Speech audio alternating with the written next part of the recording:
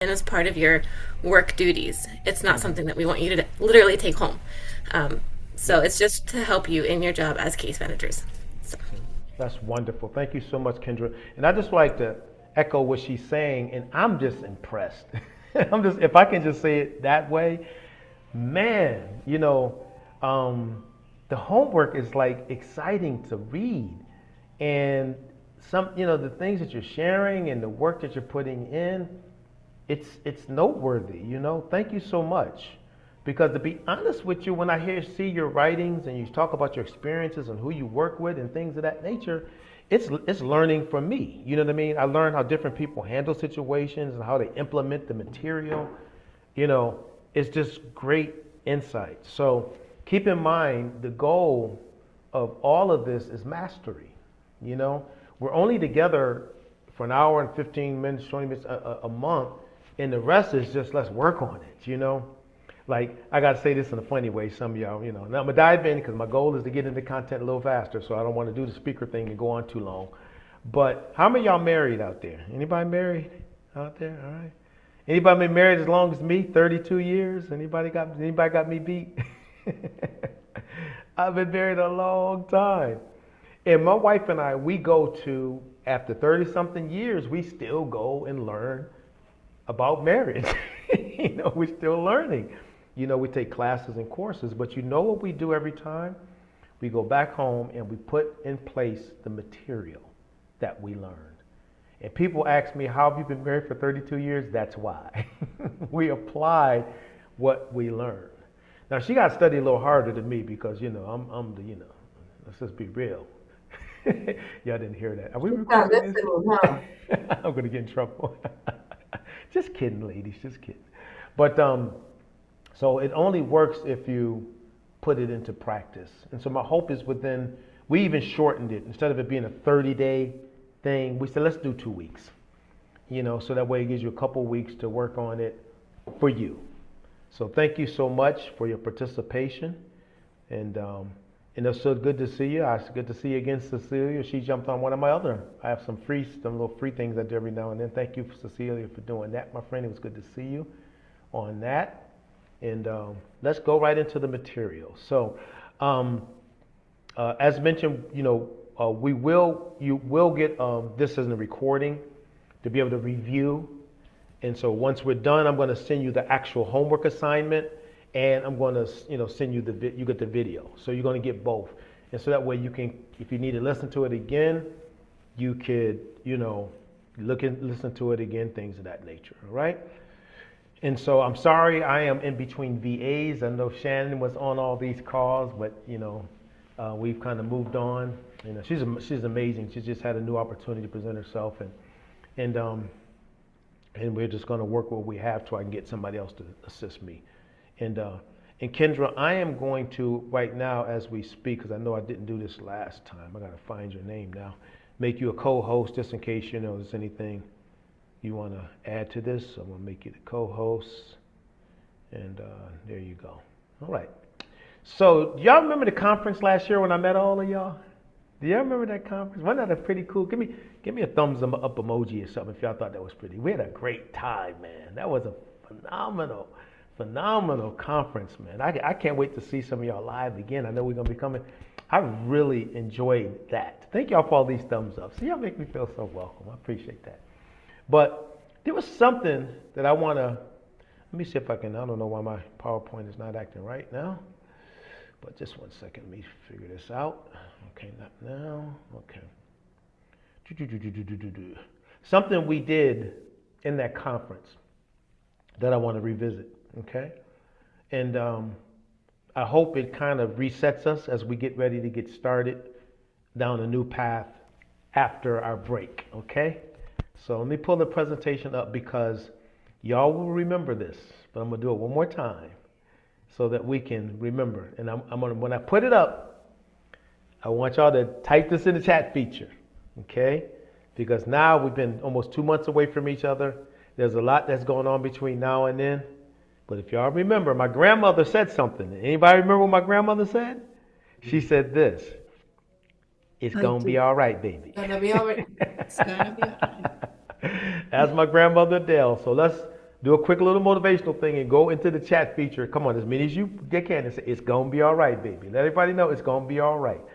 So whatever you were dealing with today, whatever situations that may have occurred, challenges that you may have faced, let's realize it's going to be all right, baby. Don't forget that. Come on, y'all. There's a bunch of y'all in here. I see the numbers jumping up in there. Good. It's going to be all right, baby. And I say that because guess what? It is. It doesn't always seem like it is. But you know what? How many of you know that sometimes you have situations that happen today and tomorrow, right? You ain't even thinking about it anymore. It's gone, And so I thank you and I appreciate the many of you who did this. But yeah, it's going to be all right. It really is.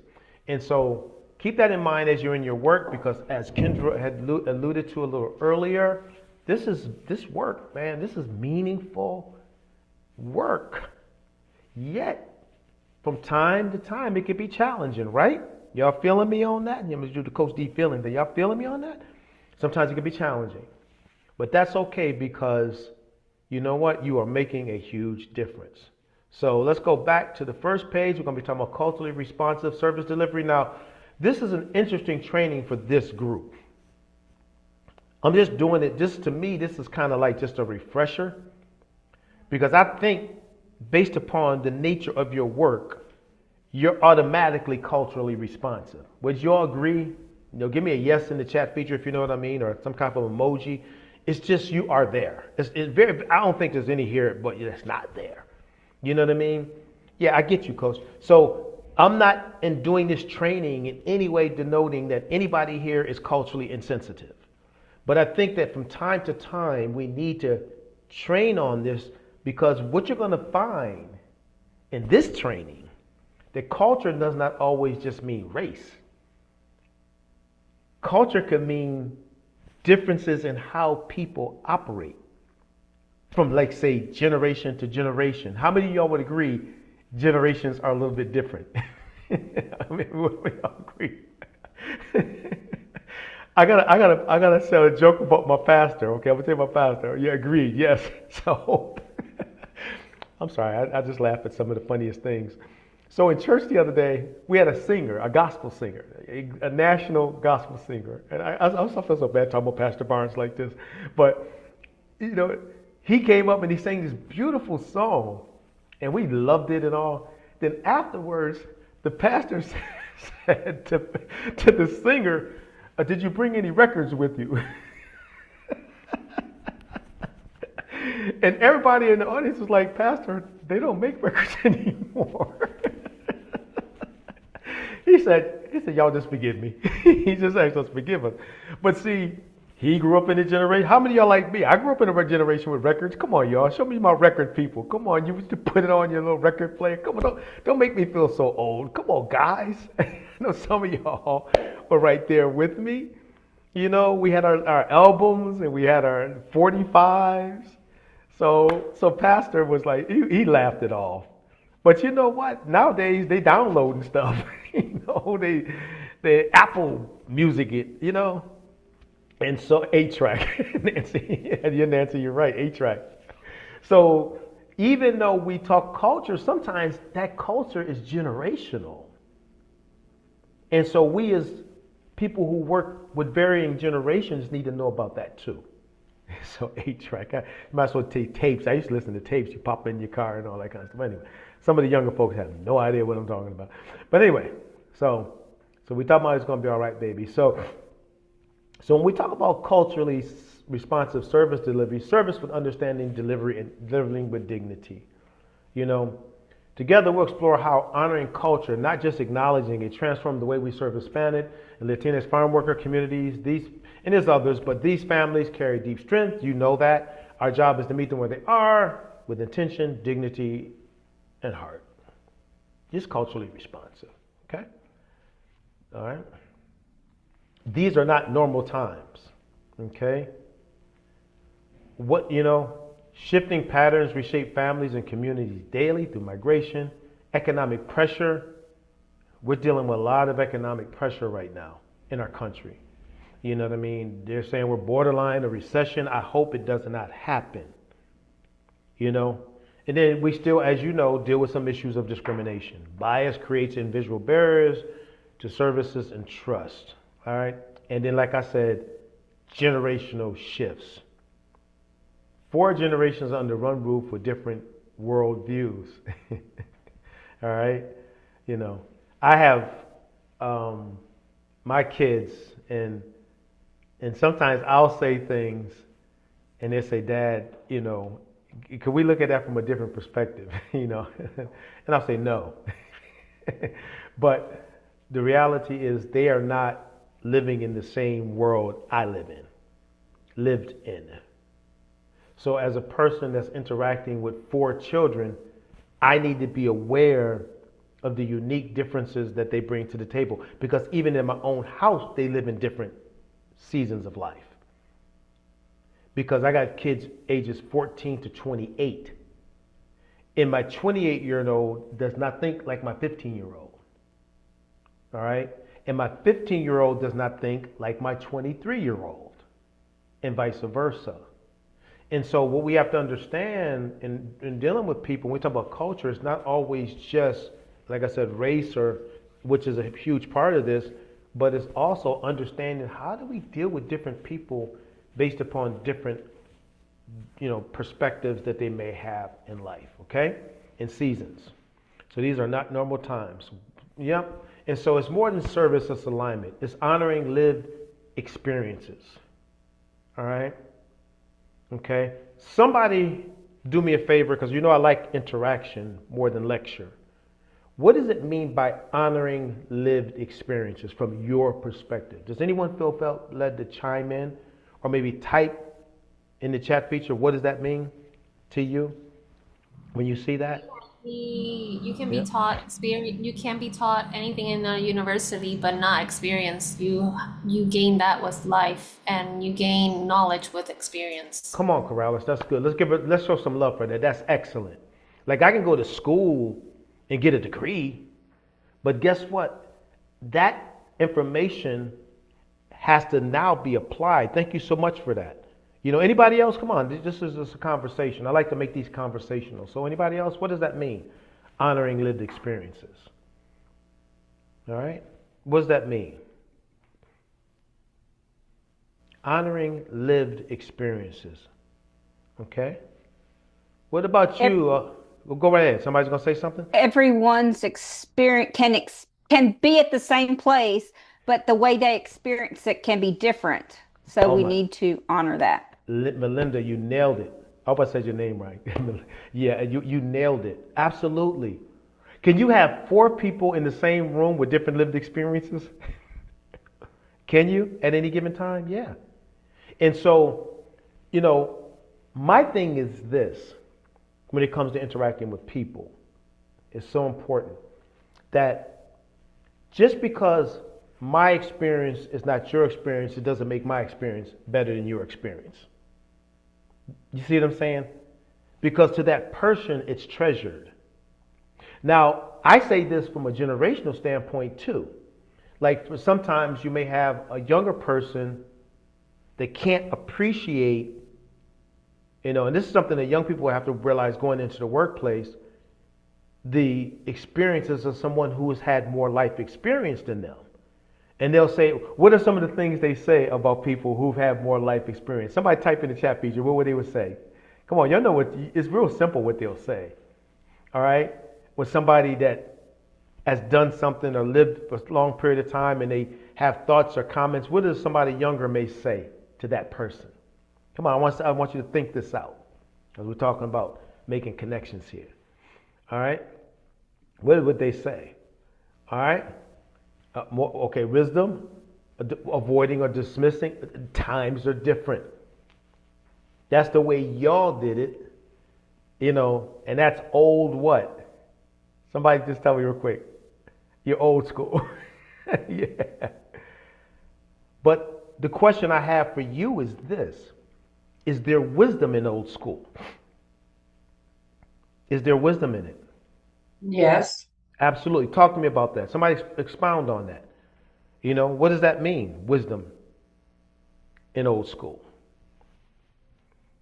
Well, In my experience, I have Mm-hmm. learned what my grandparents, their way of thinking, their way of doing, my mother's way of thinking, way of doing.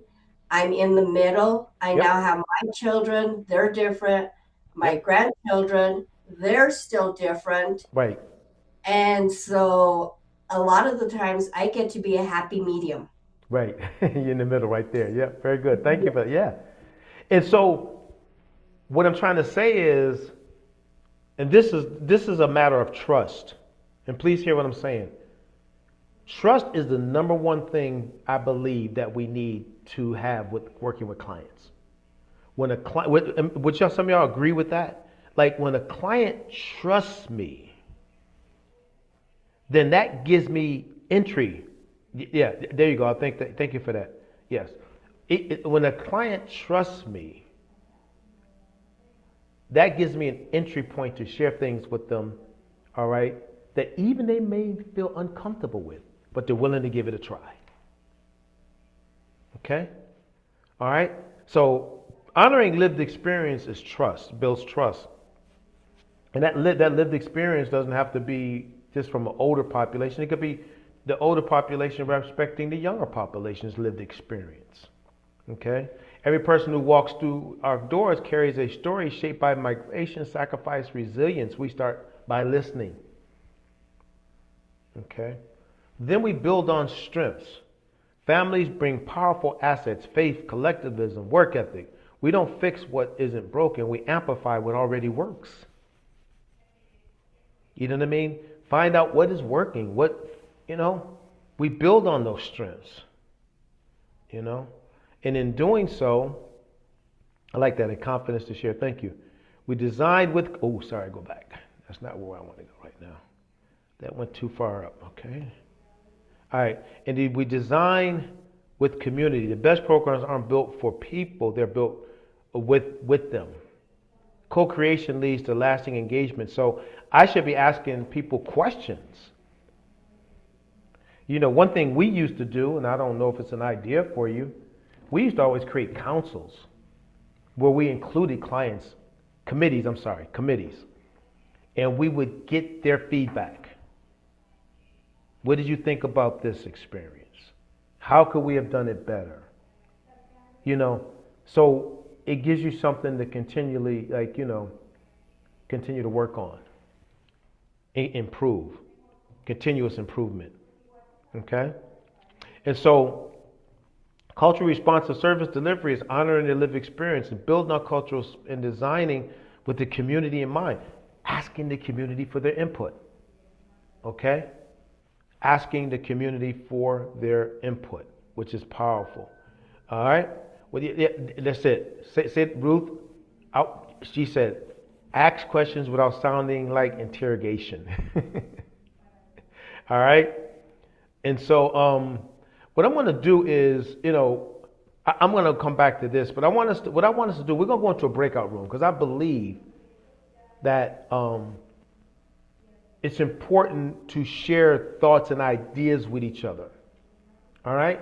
And so in that breakout room, I want you to come together collectively. And this is what I'm going to ask, because every time we do these breakout rooms, it's a little tricky because you got people that kind of saying things and their folks aren't saying anything.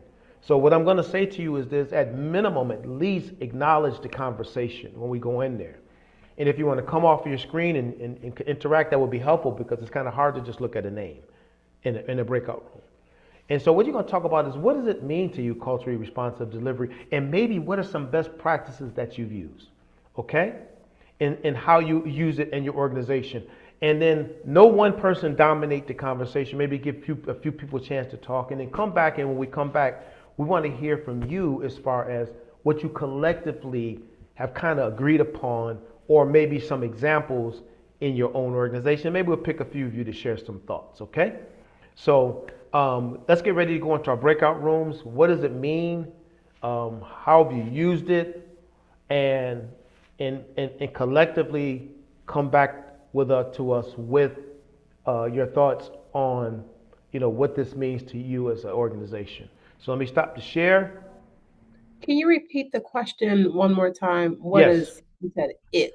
Yeah. It is, what does culturally responsive delivery look like in your organization? All right. When delivered. Does that make sense?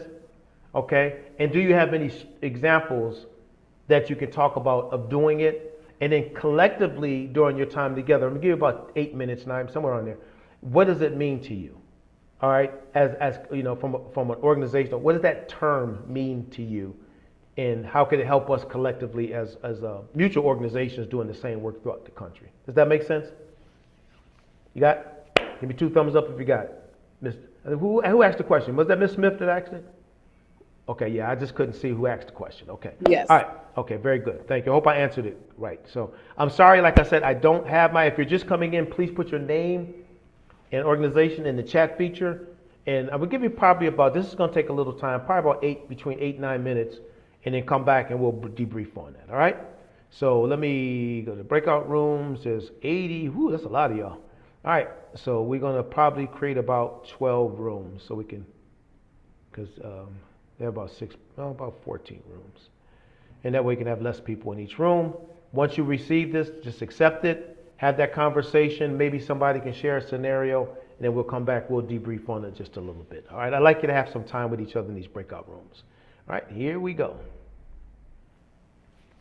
All right, now it's on you to grab it.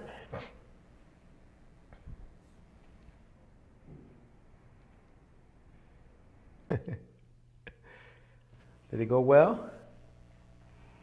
Man, I like your name, Mercy. That's a nice name, Mercy. Man, that's a name right there. That's what I need every day. I need mercy. Some of y'all gotta understand. I don't need mercy. I just need mercy. You gotta know what mercy means in order to understand that. I want to be careful, you know. I'm sorry, my phone. Don't forget the grace part. Yeah, I need grace. Is there a grace on here? I need grace and mercy. All right. So does anyone feel compelled to share a little bit about what you discussed in your rooms, and what did you come up with, and did anybody share any scenarios? Did anybody feel compelled to jump on and just share with us? So I can go. And I'll say this too, when you come on, tell us your name and who you're with, please. Okay, my name is Mariah Burris. I am with Pathstone Corporation, and I was in group 3. Okay. So we talked kind of overall, not necessarily total specifics, but we talked about how understanding cultural values, how it helps shape decision making for our clients. Yes. How recognizing their barriers is extremely important. Being mindful of like nonverbal communication. That's good. Communication and like what language they speak and the barriers that come from that. Highlighting their strengths. Trying to meet clients where they are and form the program for them, not us trying to make them form to the program. Got you. We talked about partnering with other places to reduce barriers. Someone in the group mentioned trying to partner with local places that we know our participants trust, such as churches and like consulates, stuff that we already know that they have trust in and have worked with before. And just advocating for change for our clients to limit barriers and promote inclusivity.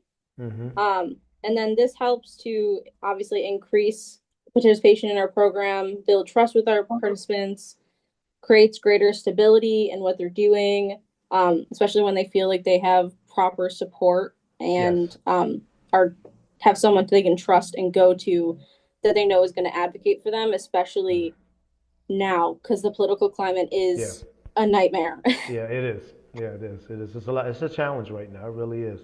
All right, Mariah, thank you so much. That was well said and well articulated. And with that, I'm gonna give you a heart.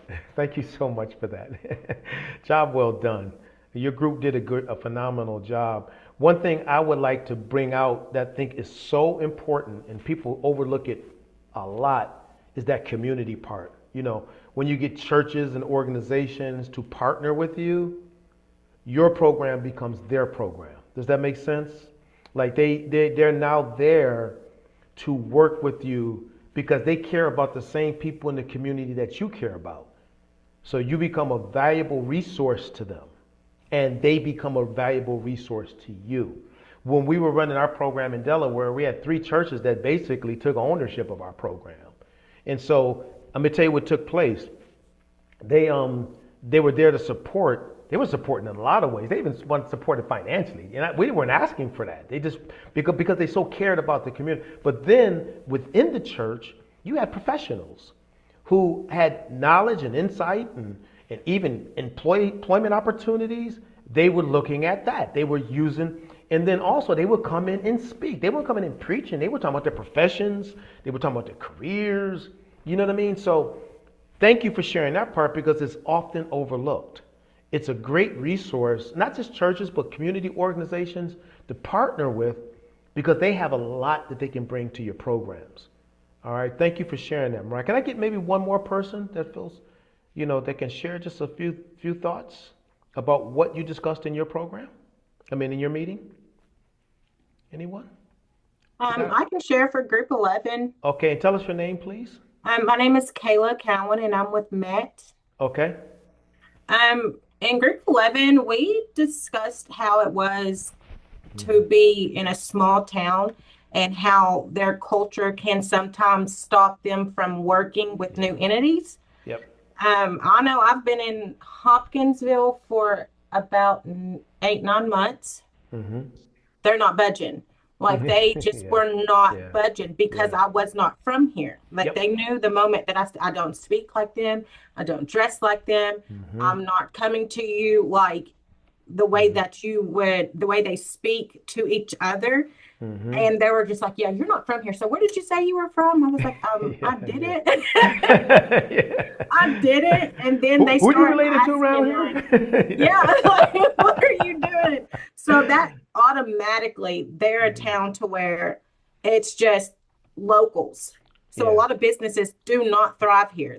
And because they take care of their own, they have that mindset culturally because they have had a lot of people come in and say that they're one thing and then they're not. Yes. So as far as me, I've literally had to, like, even on weekends, like the farmers market, when they're not out, like in the wintertime, whatever, and they're getting prepped, I'm still keeping in communication with them, talking to them, taking weekends away and just like going and sitting with them and talking with them to where they're just now like, hey, maybe we can put you on our Facebook page and quiet down some of the noise that's been going on around your program because they've been hearing about us and people have been asking about us, but they don't really know what to say because we've not been connected in that way yet. So it took months. So we basically just talked about the independence of a small town and how culturally they're just like, it's just a shock. So it takes time for them to trust you and things that we can do to like get that trust and gain that trust. Yep. And it was actually pretty nice to even be in that group because I'm not the only one going through. That's why breakout rooms are so nice because you can get a chance to chat with folk. And I wish we could do more during these times, but we don't have the time. But it's just you're right, and that's why I do them because I want you to understand you're not alone. That was really nice. You are not alone. Let's give Kayla some love, y'all. That was wonderful. Thank you, Kayla. Two well articulated breakout rooms. Thank you for doing that because I'm always a little concerned that folks aren't doing what they're doing in these breakout rooms, but I'm glad to see that you are using it, and that's the goal, to learn and grow. And I just want to piggyback on something that you were sharing. I just thought was powerful. I always like to elaborate on little things I hear when people share. Going into town, sitting down, meeting folks. All right. I want somebody in the chat feature to type, what does that create? Come on, y'all. We all know what it is. All right. What does that create? All right. I'll give you a hint. It starts with T. All right. What does it create? Thank you, Kate. Trust. It creates trust. Every client I've ever had to work with in my lifetime, and I've worked with thousands, I had to build trust with them. Once the trust was built, sky's the limit. Because now they don't see you as just a case manager or executive director, whatever capacity, they see you as a confidant. You become part of their inner circle of people that they trust.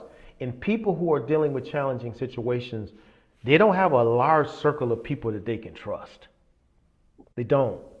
And so kudos to you all for understanding how important. Thank you for sharing that because that's a powerful too. I used to go to all kinds of events just to meet and connect and say hi, meet. I mentioned we work with youth and adults. So with our youth, I'm meeting my parents, I'm meeting aunts, uncles.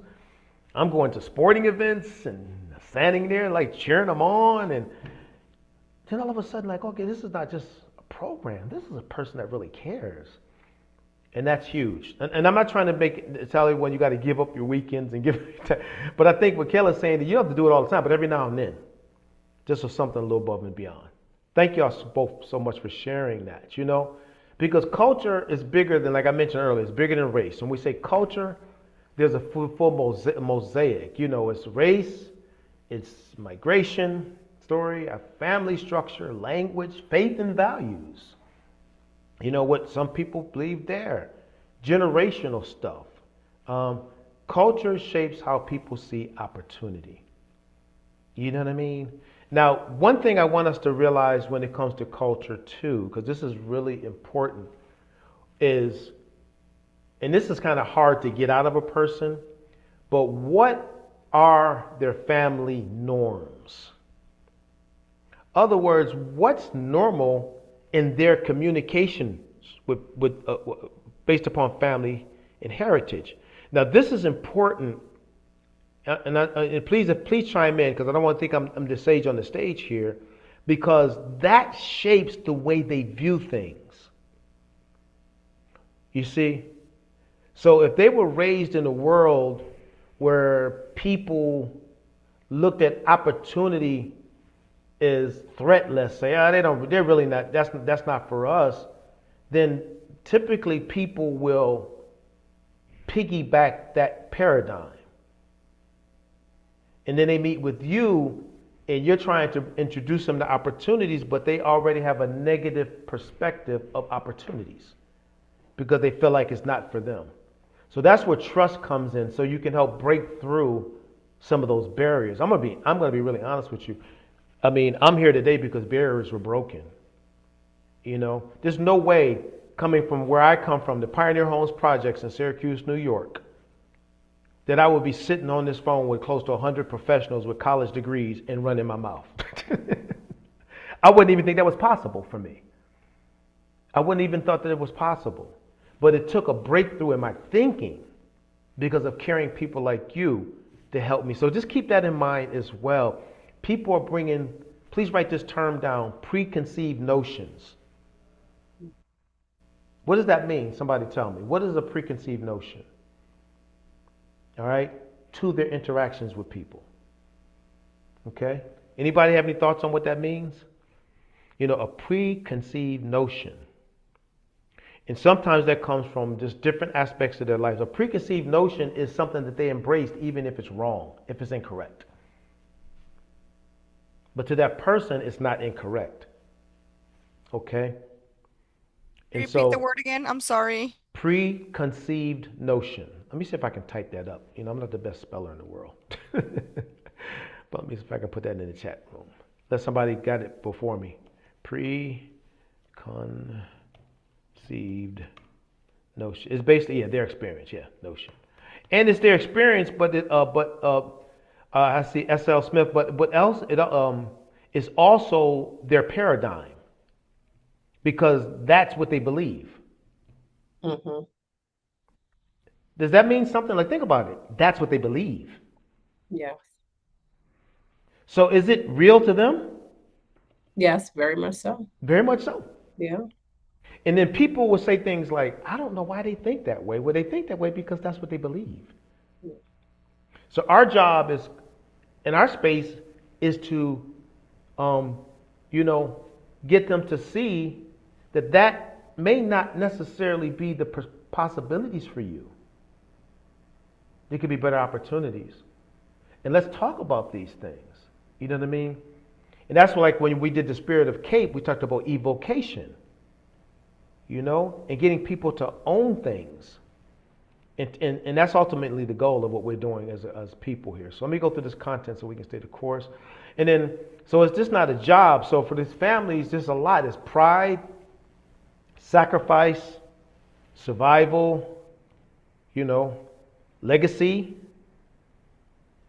I mean, now again, legacy can be both good and bad depending on the situation. If somebody has had a negative experience, they could be passing down a negative legacy, you know. And I remember I'm just gonna be honest with you, I experienced it to some extent. Like I remember when I was said I'm going to be an author, and it wasn't people like outside of my space that said it was people that knew me like, you're going to be an author? No, not you. I'm like, well, yeah. And when I wrote my first book, everybody was like, how'd you do that? So, but then I had equally as many people say, I believe in you. So I rode that wave. My mother believed in me. That was my true legacy. She's the one that raised me. And I said, okay, these other folks don't know what they're talking about. She does.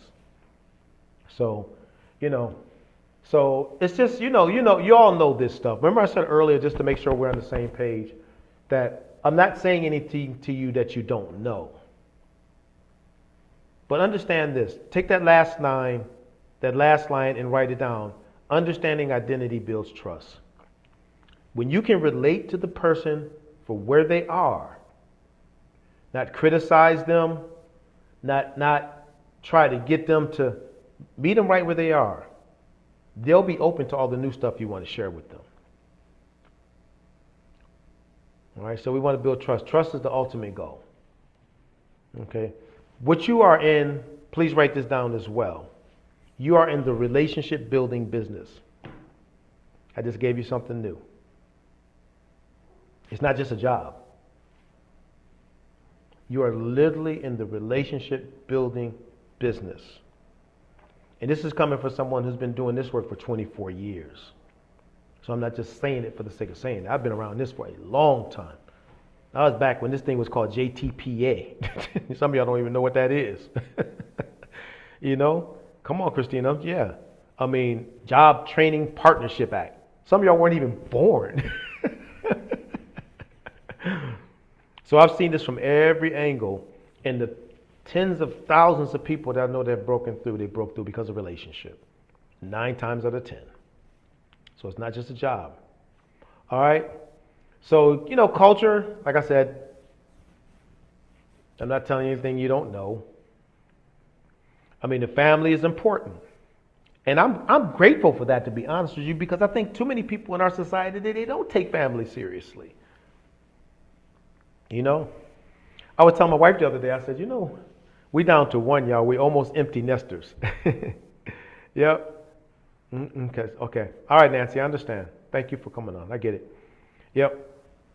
I told my wife the other day, I said, we are a pretty busy family, because we only got 1 left in the house, y'all. I'll have some money in about 3 years. I'm broke right now because I got a 15-year-old that calls me the human ATM. To my kids, I ain't nothing but they you give dad. They got the little code. But I said, I don't like how we are constantly running with 1 child left in the house. So at night, we're going to sit down and we're going to talk. We're going to get into her world a little bit more. We're going to start going places, taking walks, whatever. Because you know why? Family means something.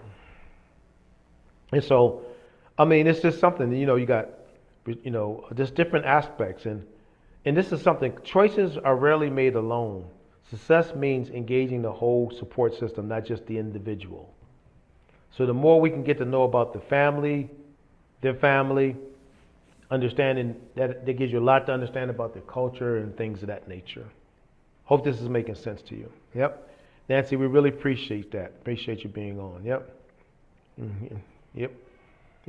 And so, yeah, as Kendra was mentioning, this is gonna be up in the recording. And how many of y'all know this is the truth? 1 family and 4 different worldviews. All right, as we talked about a little bit earlier.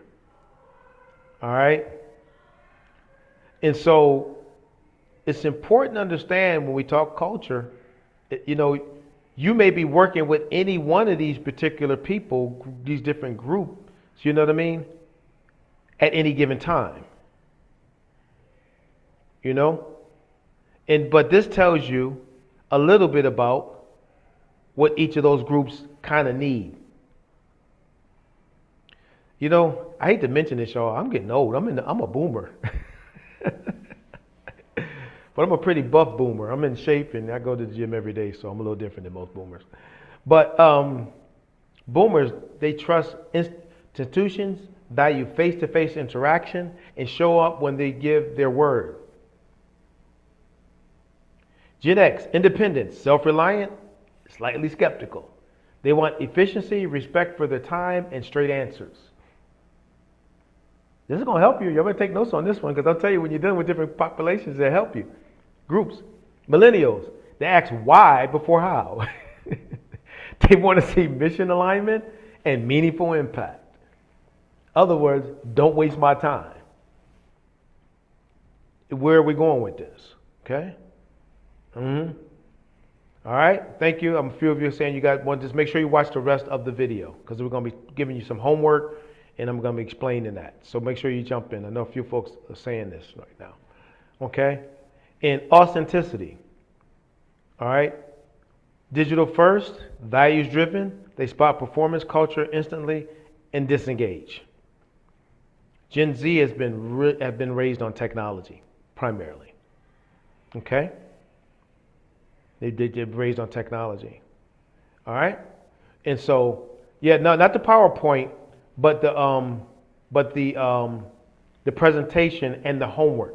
So you'll have the presentation, but not the actual PowerPoint. Okay? Not the actual PowerPoint for those you have to go to other meetings. But make sure you're listening to the presentation and doing the homework, okay? All right? And so that's the case. So just a couple more things here. So trauma-informed care.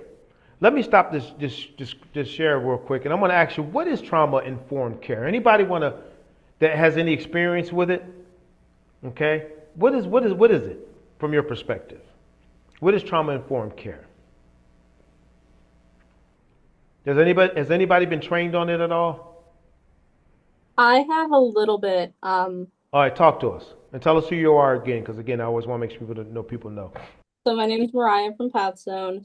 I am working on my industrial organizational psychology degree, and trauma-informed care is actually something we focus on a lot. And it's basically recognizing how trauma affects people, how it affects your behavior, your relationships, your ability to do things, to engage in services.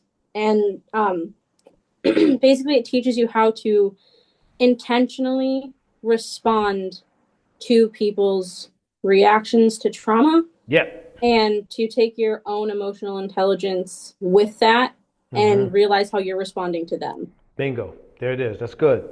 You see? Look at this statement. Thank you so much, Mariah. I appreciate that. I really do. And look at this. A trauma-informed, write down this statement at the right you see in the middle. What happened to you, not what's wrong with you. Please write that down. That's a trauma-informed care staple right there. Okay? People have a tendency when they meet people that have problems to say, what's wrong with them? Typically, it's not what's wrong with the person. They don't even think or know that there's anything wrong with them. All right? They say, what happened? Okay? And so now it gives you something to work with when you're dealing with a person. Because you're not looking at the problem as the person. Does that make sense? You hear what I'm saying? You're looking at what caused that person, and it's right, built on safety and trust. That's right. So now that's why trauma-informed care is so important in our industry. Because how many of you would agree that we all deal with a lot of trauma, not just the client, sometimes we do. And so by understanding that, you see the person from a different, and everybody wants to be affirmed. Everybody wants to know that somebody cares. Okay? We all do. Okay? And so I'm going to take I cut out all the number of Coach D motivational moments, but I got to throw another one in there because I can't help myself. Could y'all just go to the chat feature and say, I really care about you? Come on, y'all. Just put that in the chat feature. Somebody needs to hear that today. I really care about you. I care about us. Come on, y'all. Just in the chat feature. because people need to know somebody cares about them. They can be walking in your door and like nobody showed them any care for the last 2 weeks. Thank y'all for putting that in there. I said I'm gonna do less of these so we can stay on task with the content. But I gotta throw them in there every now and then because we need to hear it. Give me a heart emoji if you need to hear it sometime. Come on, y'all, do something like a balloon or something. We all need this, man. You know what I mean? That's why I try to motivate y'all during these sessions because you need it. I need it. You see what I'm saying? I really care about you. And that client can feel when you walk in the door if you care about them. By your disposition, by your demeanor, by the way you communicate. Are you speaking with them or at them? You want to speak with them. So glad that you came in today. How's it going? You know, how can I help you today? I'm here to serve. I just want what's best for you. You know, they start feeling that stuff. Y'all agree with me on that? You know what I'm saying? You know, like, give me a whoop whoop, you know, whoop, whoop, whoop. Don't make me start doing Zumba on here, y'all. You know, I am a Zumba certified instructor. The people didn't believe me last night when I told them at a meeting. They said, man, you an old football player. Y'all football players don't know how to do Zumba. I said, shoot. I got up, I kicked it. They said, oh, you do know how to do it. I said, yeah, I do. Did my little merengue and cha-cha. They left me alone after that. All right? I got it done. All right, let's go back. So we want to make sure we understand that we're operating when we're doing from a trauma-informed, and trust is currency. Before we can serve, we talked about cultural service delivery. We want to make sure that trust is the center of it. Okay? Before we can serve effectively, we must understand that many families have already experienced with systems and institutions. All right? Yep. So this goes back to what Kayla was talking about, how people can have a perception, right, Kayla? You were talking about that, of an organization. And one thing I realized, I'm going to say this to my team all the time, in the community, the perception becomes the community's reality. So we have to go out and win their trust so that perception will be changed. So thank you for what you shared. That was really helpful. You know, fear of authority. And then be honest with you. I'm going to be really honest with you. It's not just little towns, it's big towns too. I remember one time we were doing some work in Baltimore, and the first question everybody asked me, are you from Baltimore? I was like, do I have to be? Because why? They got this thing where if you're in from Baltimore, you don't know what we're dealing with. Even though challenges that people face are universal. Okay? All right. So trust looks like in our programs, bilingual communications, flexible scheduling, family inclusive planning, and story-based intake. You know, it's good to do our forums, but let's get to know people, make the connection, things like that. Okay? Just small adjustments. Again, I don't have to tell you about bilingual communications. You know that. You know what I mean? Flexible scheduling, that may be difficult because we like our traditional 9 to 5s, but sometimes we may have to go a little bit later. How many of you have experienced that sometimes you got to deal with situations a little bit later in the day, depending on that person's situation? All right, invite family into the conversation if possible. I mean, if possible. And then replace, you know, don't give up. I mean, you got to do your intakes, you got to do your assessments. We know that. But make sure that we have those warm conversations, okay? And then with culture, humility, it's not just I understand your culture. Teach me. Let me learn some things. You know what I mean? We never stop learning. We want to listen. We want to reflect. We want to adjust, and we want to grow. Okay, that's what we really want in this conversation of culturally sensitive delivery. Okay? All right? It is a posture, not a policy. Okay? It is a posture, not a policy. All right? So let me do this. Before I go into the homework, I'm going to explain this, and I'm going to send you out a form. And Kendra and I were just having a conversation. We're going to look at a way to streamline this a little better, because I think with so many people, sometimes it could be a little bit of a challenge. So we're gonna work on it, and I promise you we will improve it. But what you're going to see immediately is I created an actual form for you to fill out versus you using your journal and typing up your own stuff. There's like a form you can fill out. That's the first change I'm making. I'm going to improve it. But what I want you to do is go into the chat feature and tell me one thing you learned that was helpful. All right? I want to see that one thing you've learned, or maybe one new thing. And I'm going to do this just about every training. One new thing that you can work on. Because these trainings aren't that long, but I got to make sure that you're getting something that you can work on. I'm going to give you an assignment with some stuff to do, but I want to see where you are. Ways to shift your mindset. There we go. We are in the relationship building. Yes. Yep. Preconceived notions. Thank you for that. Awareness. They come in. Yeah, we all have cultural differences, and we need to learn and grow from them. My words have power. Yes. Very good. These are things that we can work on. Culture is bigger than just race. Them little 15-year-olds are no different than them 18-year-olds and 19-year-olds. Yes, generational awareness, which is a part of culture. We don't look at it that way. Thank you for all this. Good. The person have trauma is not right.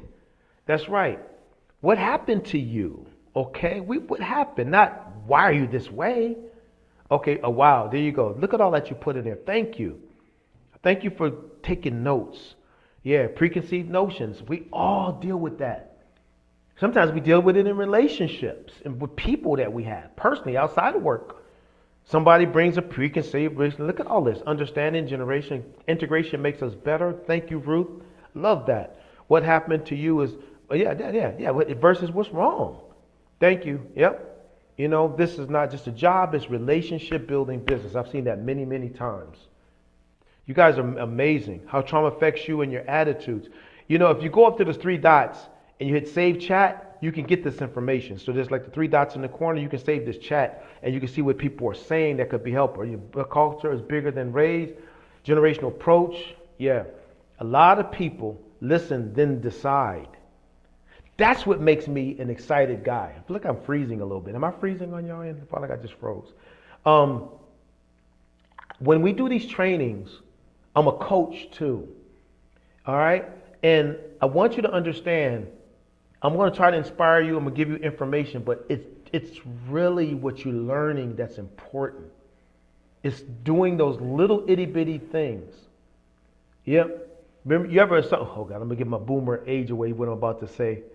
But there used to be a saying that by the inch, it's a cinch. But by the yard, it's hard. Okay? And that saying basically means make change a little bit at a time. That's all it is. So if you do one thing, all right, we don't fix culture, we build on it and we learn. Thank you for that. A little bit, your perception will become your reality. You're all still putting it in there. Thank you. Okay? And so for me, that's the most important aspect. So let me take a look at the homework. You will be getting this in a few moments. It's going to actually be in a form. Okay? The goal with it is, please keep in mind, I feel like I'm freezing like crazy to me. I don't know what's up with this thing. Don't try to do it all at once. Do 10 minutes, 5 minutes a day. When you see, just do a little bit. Then come back the next day, do a little bit. And because it's one thing every day for 10 days. It always says 14, but it's only 10 because it's 5 working days. We don't work on the weekends. All right? And just when you do it. So what you want to understand is the first week is going to be about awareness. Observe, listen, notice the gaps between your program design and your community reality. Journal what you see. Okay? And then week 2 is going to be action. You'll see this in yours. Pick one practice from this session and implement it. Share what you tried on your team. Start the conversation. The homework will outline this. Okay? And what we're talking about is progress over perfection. When I train, I don't want you to be perfect, y'all. That ain't the goal. I want you to progress. All right? And I'm a coach that likes to win. Because I want to be undefeated. All right? And so it's important to make sure that we... Okay, I just want to see this. I feel like I'm freezing. Become aware and we take action. So, any questions before we go? I'm going to let you go here in a few minutes. Any questions? Thank you for sharing what you shared. It looked like you got a lot out of it. Thank you for coming. I mean, you're coming back after a month or so. Some of y'all could have said, I'm too busy, but you're here. So I'm going to give y'all all of y'all. Matter of fact, give your peers too a little heart emoji, y'all, something like that. Just let them know, thank you for showing up. Half the battle is just showing up. You all have so many things to do, but you show up. You know what I mean? So keep in mind, we got to do the homework. Do the homework. It's not homework, it's mastery. Please write that down. Do the mastery. I missed y'all too. Thank you so much. Somebody said, I miss you, Coach D. Trust me, I miss y'all too, man. I'm excited to be back in the mix with you. And I hope that I continue to pour into you so that you can pour into other people. You know what I mean? One of my hopes with all these trainings is that I can do a little bit to fill your tank. Just a little bit. And when your tank is full, you can go out and fill somebody else's. And so I missed you too. I only got one I missed you, Coach. Look at this, like all these folk and only one person missed me. I feel so bad. I only have one person miss me. Can I get two people to say, can somebody else say, I missed you, Coach, make me feel a little bit well. Yeah, but thank you. All right, I'll take that two people. So this recording will be up by tomorrow at the latest. The homework will be going out in a few moments, okay? Make sure you do the homework. If you have any questions, you got my email. Email me. I do respond to every email. And I say, just give me time, but I respond to every single email. If you have any questions, if you're trying something, and you need some assistance, because keep in mind, I'm not just your coach for this hour and 15, 20 minutes. I'm your coach, period. As my daughter says, period with a T. You remember me saying that before? Period. I don't know where that girl got that from, but she's serious when she says that. She's actually in the island now. I got to say this before I go. She has the kind of job, they send her to, she had an island now, scouting out, I think it's called Antigua or something like that. She's scouting out the island for this conference. I said, she's on the beach. She's got to try out the beach chairs, and she's got to eat at the restaurants to see what the food. I said, girl, what kind of job you got? I said, that ain't no job, girl. That's a vacation. I know. How did we get her job? And they even let her take her husband with him. I said, ooh, girl. They said, dude, can you take your dad next time? But anyway, all right, I'm goofing off right now. Thank you all so much. Thank you. It's out. We did our time. Make sure you do your homework. It'll be coming in shortly. And we'll see you next month. And come prepared to talk about what you've worked on. Your homework is going to tell us a lot about that. And all these thank yous, listen, no thank you, because without you, I couldn't be here. This opportunity is a byproduct of you allowing me to be a part of your lives. And I truly appreciate it. So thank you so much. I appreciate it. I always tell people, don't keep me a secret. If you know folks that need training and development, let them know about me, because I'm all about referrals. So keep us in mind for that as too. So until next time, take care. God bless. Appreciate y'all. Bye-bye.